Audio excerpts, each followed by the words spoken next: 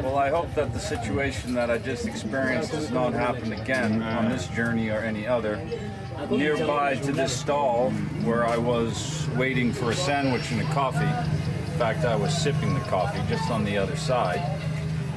At that point I had been approached by a man wearing a black shirt and blue running pants, and he told me he was not only the police but the chief and in charge of some part of their immigration.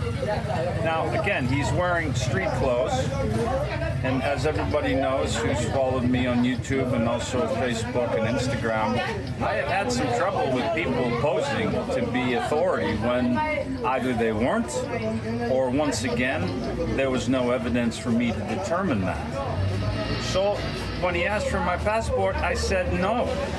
The passport is the most valuable document that I'm carrying on this journey.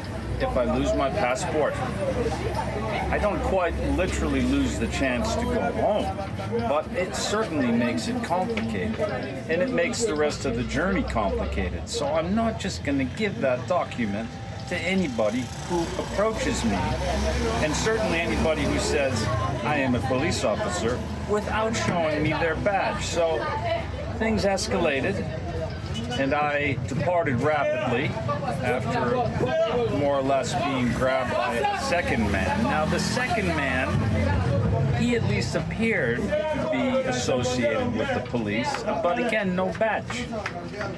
I departed. Within about 10 minutes, they came for me with a truck. They brought me back to town. They brought me into the office. They lectured me. And now I have been given permission to proceed.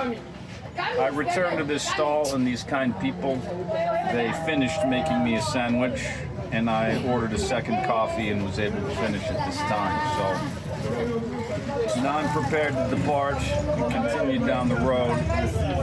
It's my intention to camp tonight. Now I'm getting a very late start out of this town, but after a cup and a bit of coffee and all of that adrenaline from the experience with the police, which concluded in the police station, which is just across the street. If I come around, you can probably see it there.